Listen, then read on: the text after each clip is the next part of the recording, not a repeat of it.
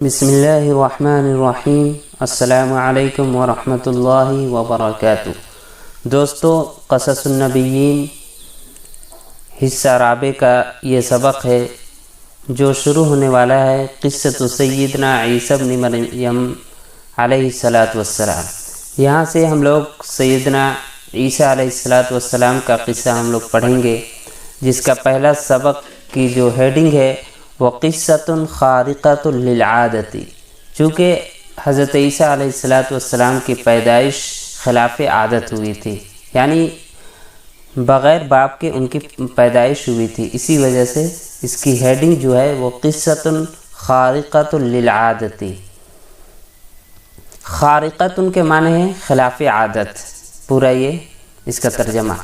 قصۃ خارقۃ للعادۃ، ایک ایسا قصہ جو کہ خلاف عادت ہے، خلاف عادت قصہ، عادت کے برعکس قصہ واقعہ۔ وَيَجِيءُ دَوْرُ سیدنا عیسیٰ، دور ان کے معنی زمانہ ہے، ہمارے سردار عیسیٰ علیہ السلام کا زمانہ آیا، دور کے معنی زمانہ۔ وَهُوَ آخر الرسل، اور وہ آخری رسول ہیں، قبل نبینا محمد رسول اللہ صلی اللہ علیہ وسلم، ہمارے نبی محمد رسول اللہ صلی اللہ علیہ وسلم سے قبل، یعنی محمد صلی اللہ علیہ وسلم سے پہلے وہ اپنے دور کے، اپنے زمانے کے آخری نبی تھے۔ وَهِيَ قِصَّةٌ تجلت فيها إرادة الله القاهرة وقدرة الله المطلقة وحكمة الله الدقيقة۔ وہی یہ مبتدا ہے، قصۃ موصوف ہے، التجلت سے پورا الدقیقہ تک قصۃ کی صفت ہے، موصوف صفت مل کر ہیا جو مبتدا ہے اس کی خبر ہو جائے گی۔ وہی قصۃ، اور یہ ایک ایسا قصہ ہے، تجلت فیہا ارادۃ اللہ القاہرۃ، جس میں اللہ تعالیٰ کی زبردست مشیت، ارادہ کے معنی مشیت، اللہ کی زبردست مشیت، وقدرت اللہ المطلقہ، اور اللہ کی مطلق قدرت، وحکمت اللہ الدقیقۃ، اور اللہ کی دقیق یعنی باریک حکمت ظاہر ہوئی۔ تجلی کے معنی ہوتا ہے ظاہر ہونا۔ یہ ایک ایسا قصہ ہے جس میں اللہ تعالیٰ کی زبردست مشیت ظاہر ہوئی، اور اللہ تعالیٰ کی مطلق قدرت، اللہ تعالیٰ کی باریک حکمت ظاہر ہوئی۔ فَأَمْرُهُ كُلُّهُ خَارِقٌ لِلْعَادَةِ، ان کا پورا کا پورا معاملہ خلاف عادت ہے، یعنی سیدنا عیسیٰ علیہ السلام کی۔ وَوِلَادَتُهُ خَارِقَةٌ لِلْعَادَةِ، اور ان کی پیدائش خلاف عادت ہے۔ وَوِلَادَتُهُ خَارِقَةٌ لِلْعَادَةِ، ان کی پیدائش، ان کی ولادت خلاف عادت ہے، خلاف عادت کے برعکس ہے۔ حارت فیہ الالباب، لب جمع الباب عقل، جس میں عقلیں حیران ہو گئی، حیران و شزدر ہو گئی۔ ونسخت فیہ القوانین الطبیعیۃ، نسخت کے معنی منسوخ کر دیا گیا، یہ فعل مجہول ہے، واحد مؤنث غائب کا صیغہ ہے۔ ونسخت فیہ القوانین الطبیعیۃ، جس میں طبعی قوانین منسوخ ہو گئے، منسوخ کر دیے گئے۔ وشق الایمان بها والتصدیق لها على من آمن بالقوانین الطبیعیۃ کإلہ لا یزول ولا یحول، اور ایمان لانا اس پر مشکل ہو گیا، دشوار ہو گیا۔ شق یا شق معنی گرا گزرنا، دشوار ہو جانا، اس پر کس پر؟ یعنی وہی خلاف عادت جو ان کی پیدائش ہوئی تھی حضرت عیسیٰ علیہ السلام کی، اس پر ایمان لانا دشوار ہو گیا۔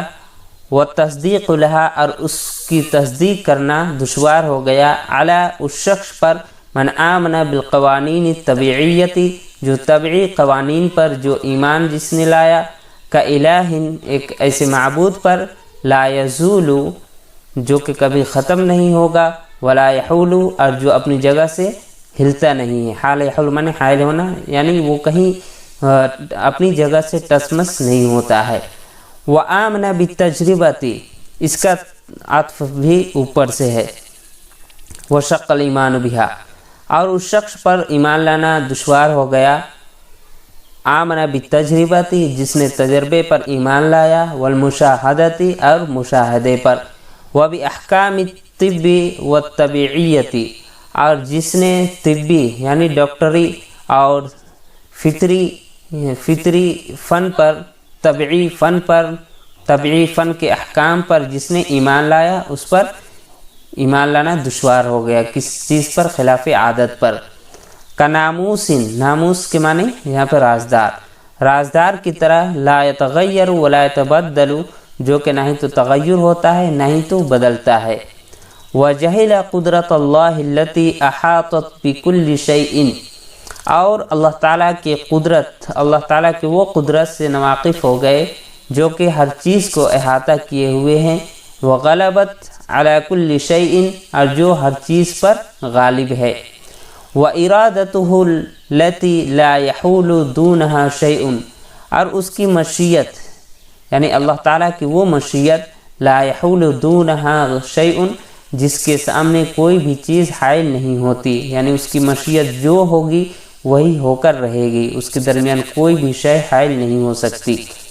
قرآن نے اسی کو کہا ہے، انما امرہ اذا اراد شیئا ان یقول لہ کن فیکون، کہ یقیناً اس کا معاملہ جب وہ کسی چیز کا ارادہ کرتا ہے، ان یقول لہ تو وہ اس سے کہتا ہے کن ہو جا، فیکون تو وہ ہو جاتا ہے۔ وحان هذا الایمان على من آمن باللہ کالہ قادر مدیر خالق صانع اور یہ ایمان لانا آسان ہو گیا۔ کیا ایمان لانا؟ یعنی وہی حضرت عیسیٰ علیہ السلام کی پیدائش پر ایمان لانا کیا ہو گیا؟ آسان ہو گیا۔ علی اس شخص پر من آمن باللہ جس نے اللہ پر ایمان لایا، ایک ایسے معبود جو کہ قادر ہے، مدیر اور مشیت والا ہے، یعنی جو چاہتا ہے وہ کرتا ہے، خالق جو کہ خالق ہے، پیدا کرنے والا ہے، صانع اور کیا ہے؟ کاریگر ہے۔ هو اللہ الخالق البارئ المصور له الاسماء الحسنى اور وہ اللہ جو کہ خالق ہے، وجود بخشنے والا ہے، البارئ وجود بخشنے والا ہے، المصور اور شکل عطا کرنے والا ہے، له الاسماء الحسنى جس کے اچھے اچھے نام ہیں، یسبح له اس کے لیے تسبیح بیان کرتے ہیں، ما فی السماوات والارض جو کچھ زمین و آسمان میں ہے، وهو العزیز الحکیم اور وہ زبردست اور حکمت والا ہے۔ وآمن بخلق آدم من ماء وطین اور ایمان لانا آسان ہو گیا، اس کا بھی عطف اوپر والے جملے سے ہے۔ وحان ھذا الایمان یہاں پہ آیا تھا نا علی من آمن باللہ، تو اس کا تعلق بھی اوپر ہی سے ہے۔ وآمن بخلق آدم اور شخص کے لیے ایمان لانا آسان ہو گیا۔ آمن بخلق آدم جس نے آدم علیہ السلام کی تخلیق پر، آدم علیہ السلام کی ولادت پر ایمان لایا، من ماء وطین جن کو کہ مٹی اور کیا ہے؟ پانی سے، یعنی گارا اور پانی سے جن کی پیدائش ہوئی، جن کی ولادت ہوئی، جن کو بنایا گیا۔ ومن غیر ام و اب اور جو کہ بغیر ماں باپ کے جن کی ولادت ہوئی۔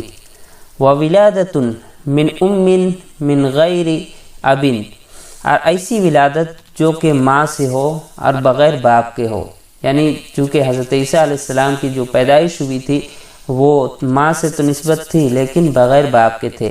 اس کے برخلاف حضرت آدم علیہ السلام کی جو پیدائش ہوئی وہ بغیر ماں باپ کے ان کی پیدائش ہوئی تھی۔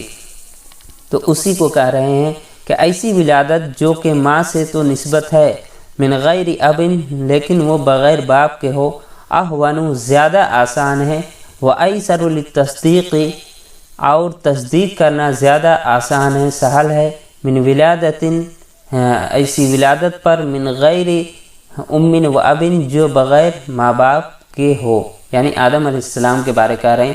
آدم علیہ السلام پر جو کہ بغیر ماں باپ کے ہیں ان پر تصدیق کرنا آسان ہے، اور اس وجہ سے حضرت عیسیٰ علیہ السلام جو کہ ماں سے تو ان کی پیدائش ہے لیکن بغیر باپ کے ہیں، ان پر زیادہ آسان ہے ایمان لانا۔